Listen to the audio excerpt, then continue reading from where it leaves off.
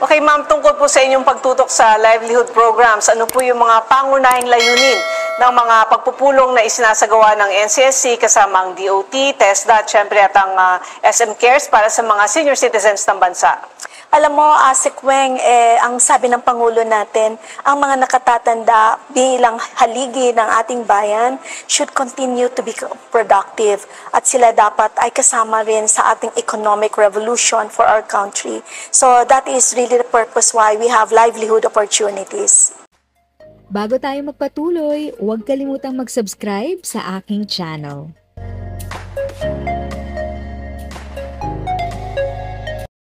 Thank you sa pag-click ng aking video. Good day po sa lahat ng mga nanonood. Sa mga bagong viewers at napadaan lang, by the way, I'm Tita Eda. Welcome to my channel. Ang channel na maghahatid sa iyo ng dagdag kaalaman tungkol sa government services, bagong mga balita at informative videos na galing sa legit na resources. Mag-subscribe na para updated ka.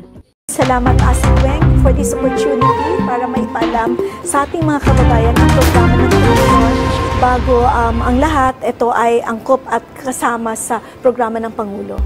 Okay, ma'am, tungkol po sa inyong pagtutok sa livelihood programs, ano po yung mga pangunahing layunin ng mga pagpupulong na isinasagawa ng NCSC kasama ang DOT, TESDA at syempre at ang SM Cares para sa mga senior citizens ng bansa?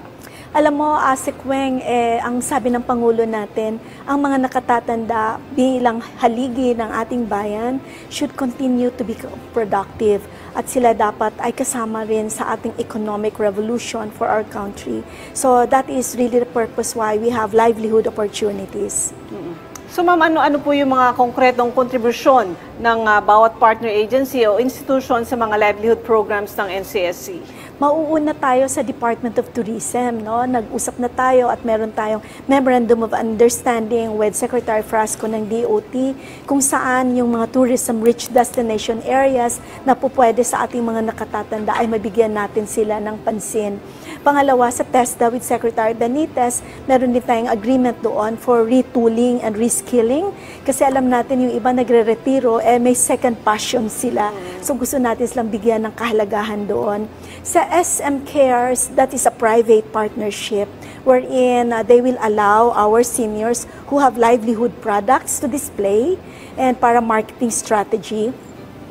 Pangalawa ay kinausap natin sila kung pwedeng X number of their employees, no, doon sa kanilang mga business partners sa loob ng mga SM malls na ibigay din sa ating mga senior citizens. So these are things that we are working on para dito sa trabaho sa bayan.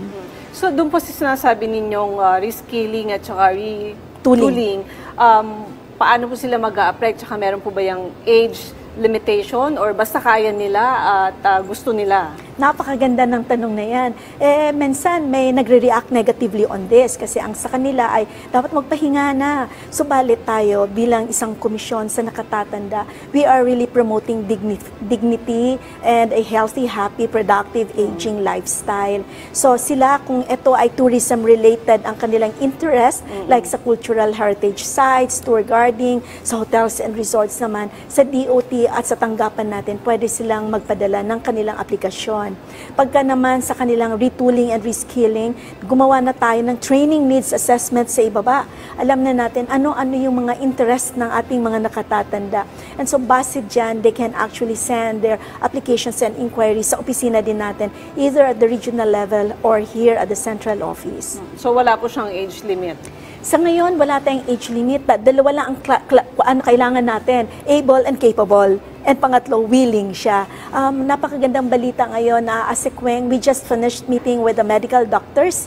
So we wanted to prepare the medical guidelines, no? Parang very basic lang na kailangan natin. Kasi alam natin na kailangan din nating tulungan sila pagdating dyan. So ma'am, ano naman po yung mga income generating skills o kabuhayang inaasahan na matututunan ng mga senior citizens sa ilalim ng programang ito? Katulad ng sinabi ninyo na meron nga tayong reskilling at retooling. Yeah, una sa lahat, kung sa turismo naman, alam natin na pwede naman silang mabigyan ng honoraria doon, no? And so we are working very closely with DOT and other associations related to tourism and the LGUs on the matter. Doon naman sa isa ay tinatawag nating livelihood opportunity opportunities in terms of entrepreneurial naman. So for example, we want to launch it and start it in Cotabato kasi meron tayo sa Kidapawan, no, na isang community-based care center on food preservation naman. Kasi ang dami nating prutas, it being considered a fruit basket, baka kailangang i-equip natin ang mga nakatatanda who are interested to go into that venture. So may plano po ba ang NCSC na palawakin itong pilot program sa labas ng NCR? Kasi baka sasabihin yung mga projects ay Metro Manila centric. So palalawakin po ito para maabot din yung ibang senior sa buong bansa? Definitely, definitely. Unahin lang muna natin, pilot kasi ang tawag natin dyan, at ang madali nating mapilot ay NCR syempre. So we want to start it. Napag-usapan namin sa Department of Tourism ang ating gagawin sa Intramuros muna. And then we also have Cebu kasi magkakaroon tayo doon ng engagements with the Hotels and Resorts Association. Doon sa isang parte ng livelihood kung saan i-develop yung skills nila for enterprising, doon naman sa Kidapawan muna natin gagawin. So bukod po sa aspetong pangkabuhayan, paano naman nakatutulong yung programang ito sa sense of purpose ng ating senior citizens? Alam mo, pagka nagre-retiro ang isang nakatatanda, ang feeling niya, wala na siyang silbi sa mundo. So that feeling of isolation and the absence of belongingness and productivity, weighs heavy on a senior citizen. So mahalaga yun, bigyan sila ng purpose, bigyan sila ng kahalagahan. And this actually will become a model for the young generation as well. So ano po yung hakbang ng NCSC para labanan yung social isolation and discrimination? Kasi nga sabi ninyo, feeling nila hindi na sila kapakipakinabang. So ano po yung may ginagawa po ba kayong projects para doon? Yes, una sa lahat, yung ating community-based care centers, one of the major programs there ay ang ating tinatawag na social prescribing. So para magkaroon sila ng way of parang a community-like na sila they belong to each other. One. Number two, alam natin may mga batas ngayon na nakaambang. Una sa lahat ay itong bill na equal job opportunities para sa ating mga nakatatanda. And that should actually do away with the discrimination based on age. Kausap natin ang DOLE on this matter, and they have been very proactive in helping us as we continue on moving, encouraging mga partners natin na agencies, mga private sectors and the government to engage the seniors because kaya pa naman nila yan. Kasi di ba sa ibang bansa katulad sa Japan, yung mga nagtatrabaho sa hotel, yung sa housekeeping nila ay mga seniors kung kaya pa naman nila na magpalit na ng mga bedsheets, kumuha lang ng mga basura, everyday nagagawa po nila. So dito po sa atin, meron po tayong ganun talaga na. Yes, definitely. Yung para sa ating hotels and resorts, yan yung magiging concept natin. And hindi lang dyan, pati yung siguro sa mga karinderya, sa mga restaurants, no? Not the karinderya, the small ones, but the restaurants. No? We want really to engage our elder adults there. Kasi alam natin na kaya pa naman nila yan kung gugustuhin nila. So kailan po inaasahang may lulunsad itong unang rollout ng mga pilot programs, tsaka paano po makikilahok ang senior citizens na interesado? Okay, unahin natin. Kung interested po kayo, kung ito ay tourism-related, pwede po ang inyong application sa Department of Tourism o kaya naman sa NCSC. Kapag sa other livelihood opportunities natin, like sa dairy production, magkakaroon tayo ng meeting with the Department of Agriculture kasi lumalabas na number one need nila is agribusiness. So, dapat tutukan din natin ito. Pangalawa, hetong launching natin, we're looking at August for the launching of maybe here in Intramuros for the tour guiding and cultural heritage sites. And hopefully, before the year should end, we would have that also in the hotels and resorts. So, we'll take it small step at a time, but kailangan ay continuous siya at ang guidelines will be very, very clear kasi hindi naman ito na ilalagak mo ng ganyan lang. Kailangan mag-usap lahat ng mga ahensya na kasama, including the private sector. Maganda siguro yung tour guiding, kasi silang mga nakatatanda, baka na-experience pa nila kung ano yung ituturo nila doon sa tour guiding dahil yung mga bata baka parang book-based na lang yung kanilang sinasabi. So maganda po itong tour guiding. Actually, Asek, alam mo, I call that, it becomes a his and a her story.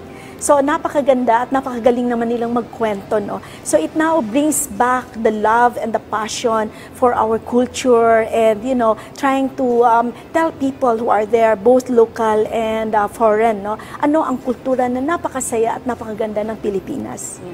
So sa ibang usapin naman po ma'am, ano po yung mga strategic priorities na inyong tututukan para sa kapakanan ng senior citizens sa bansa? Nabanggit ninyo yung sa medical assistance. Opo, apat talaga yan, Ase Kweng. Unahin natin, medical well-being. Alam mo, pinaka number one need ng seniors natin ay yung kanilang medical well-being. So meron tayong mga programa para dyan, kasama natin ang Department of Health, of course, dahil meron silang elderly care package at ang ating PhilHealth sa e-consulta and ang ating iba't ibang mga medical specialty societies dahil very specific naman ang mga doctors na needs ng ating mga seniors in terms of their wellness. Pangalawa, kailangan natin economic security.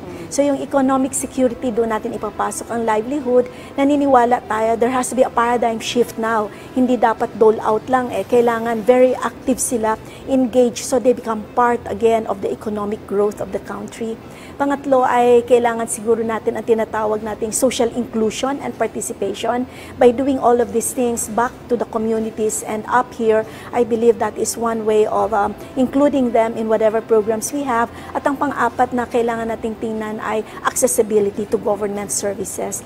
Yung ating ginagawa, the community-based care centers, kasama nito ang mga livelihood natin, this is actually a whole of government approach. So pagkadyaan, may mga libreng konsulta sila dapat. And Yes. kung meron silang mga libreng gamot or kahit yung mga maintenance medicines lang nila. Yan ay dinidevelop pa natin sa ngayon and I believe the Department of Health has a program for that together with the local government units. So mahalaga yung ating relationship with the LGUs at saka iba't ibang ahensya ng ating pamahalaan. Okay, may mga programa po ba para sa pamamahala naman ng iba't ibang sakit maging sa kanilang mental health issues? Dahil siyempre, yung mga nakakatanda natin ay medyo nagiging emotional na minsan. Ay, hindi lang emotional minsan, sensitive pa yan. No, I would be a classic example of that. So, I live that.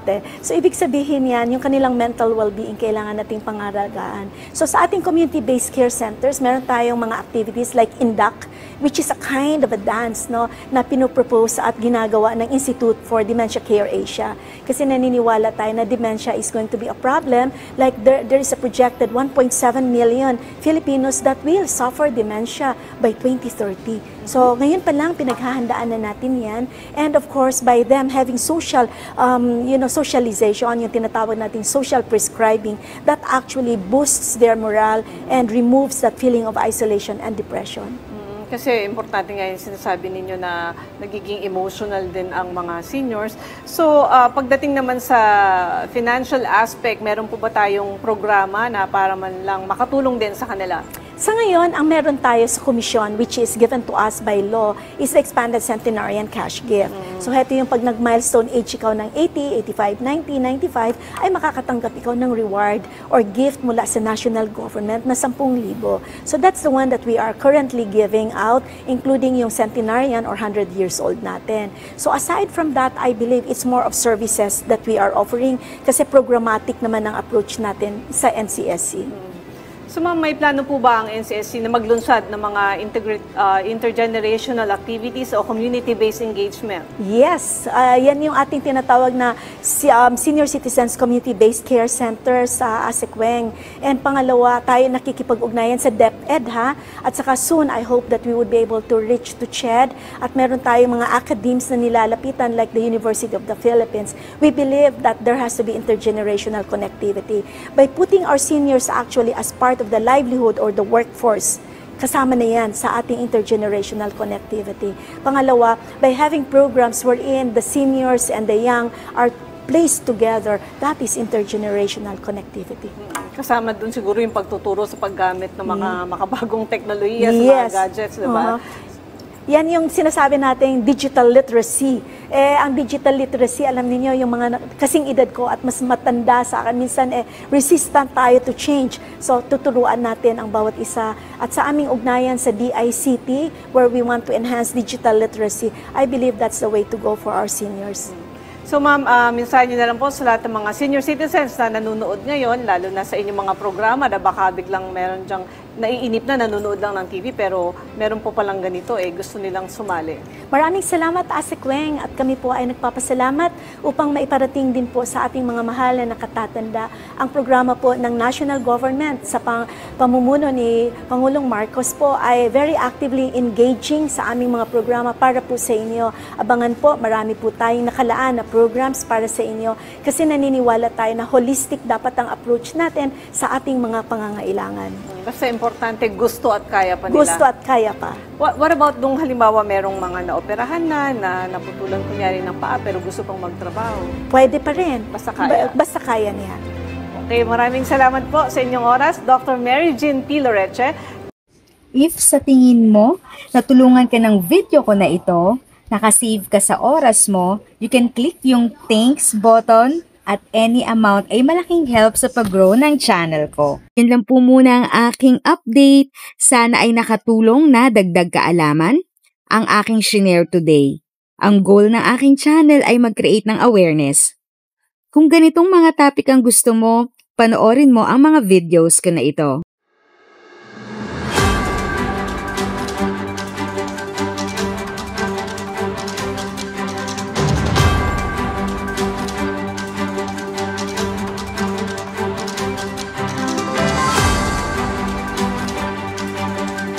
Thanks for watching! Kung may kapamilya, kaibigan o kakilala sa tingin mo ay magiging interesado sa video, please share or tag sila sa comment section.